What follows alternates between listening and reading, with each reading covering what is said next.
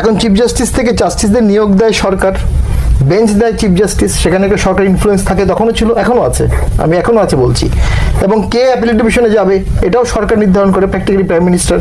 Appellate ডিভিশনে যাওয়ার পরে কে চিফ জাস্টিস হবে এটাও প্রাইম মিনিস্টার ঠিক করে। এতগুলো ইনফ্লুয়েন্স যখন সরকারের থাকে তখন আসলে আপনি কিভাবে নিরপেক্ষ জাজমেন্ট দিতে পারবেন। আর এই জাজমেন্টটা তো এমন না যে রায় খালেদ সাহেব একাই লিখেছে, অন্যরাও লিখেছে। দিক থেকে চিন্তা করলে আমি মনে করি যে তাকে ওই রায়ের জন্য অ্যারেস্ট করা এটা খুব একটা আমি যুক্তিসঙ্গত কারণ বলি না। আর যিনি চিফ জাস্টিস হয়েছেন অতীতে অনেক নিদর্শন আছে। জিয়াউর রহমানের আমলে doctor FKM Munim chief justice, উনি মার্শাল লকে আপহেল্ড করেছে টোটালি।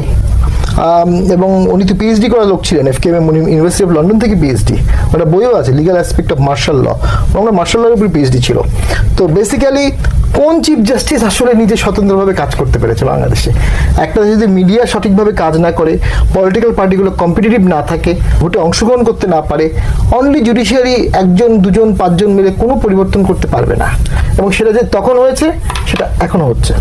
যারা বিজয়ী শক্তি তারা পরাজিত শক্তিকে ডাকছে না। আপনার ঐক্যমত ছাড়া কোনো সংস্কার পৃথিবীর কোথাও টিকবে না। অস্ত্র দিয়ে টিকাতে পারবেন কিছুদিন সাময়িক। তো এখন মনে করেন আওয়ামী লীগ সংস্কার প্রক্রিয়া নাই, যৌক্তিক কারণে জাতীয় পার্টি নাই, জাসদ নাই, মাইজমেন্টারি নাই, গোষ্ঠীকে লিমিটেড কিছু লোকের সংস্কার হচ্ছে। ওই লিমিটেড লোক দিয়ে দেশ শাসন যেটা শেখ হাসিনা করেছিল ওই সেটাই সংস্কারটা, এটাই রেপ্লিকা হচ্ছে। যদি যে অ্যারেস্ট করা হলো তার বিরুদ্ধে মামলাটা কি হবে? মানে স্বপ্রণোদিত হয়ে প্রভাবিত হয়ে রায় দিয়েছে, রায়টার কারণে ইলেকশন ব্যবস্থা নষ্ট হয়ে গেছে, অনেক মানুষ মারা গেছে। ক্রাইমটা কি হবে? ডেফিনিশনটা কোথায়? কোন আইনে আছে? আসলে কিন্তু নাই। এখন তাকে যদি মার্ডার কেসে ট্রায়াল করা হয়, অ্যারেস্ট করা হয়, 10 বছর 15 বছর পরে ডেফিনেটলি যে জাজ ট্রায়াল করবে তার কোশ্চেন আসবে, আপনি কিভাবে রায় দেওয়ার জন্য একটা লোককে মার্ডার ট্রায়াল করলেন, কেন জামিন দিলেন না? এই যে 10 মাস ধরে অসংখ্য হত্যা মামলা আসামি জামিন হচ্ছে না, তারা সবাই পলিটিক্যালও না, সবাই হত্যাকাণ্ডে জড়িতও না, কিন্তু পুলিশ চার্জশিট দিচ্ছে না, আদালতে জামিন দিচ্ছে না। তো এগুলো একসময় প্রশ্ন উঠবে না যে আপনি কোন বিচারে 10 মাস 7 মাস নিরীহ লোককে জেলে রাখলেন? রাষ্ট্র ব্যবস্থায় চিট ধরে গেছে। আমি যেটা অনুভব করছি, রাষ্ট্র ব্যবস্থায় চিট ধরে গেছে। সরকার নিজেও মবের ভিকটিম।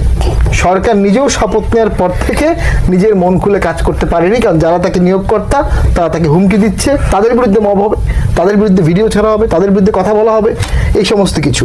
তো যেটুকু ন্যায় বিচার সরকার করার সদিচ্ছা ছিল, আইনের শাসন যতটুকু আনার যোগ্যতাই সরকারের ছিল, মবের কারণে তারা সেটা পারবে না। নিজেদের ক্রিয়েটেড মব, এই মবকে তারা একসময় ব্যবহার করেছে, এখন মবের কাছে তাদেরকে সারেন্ডার করতে হবে।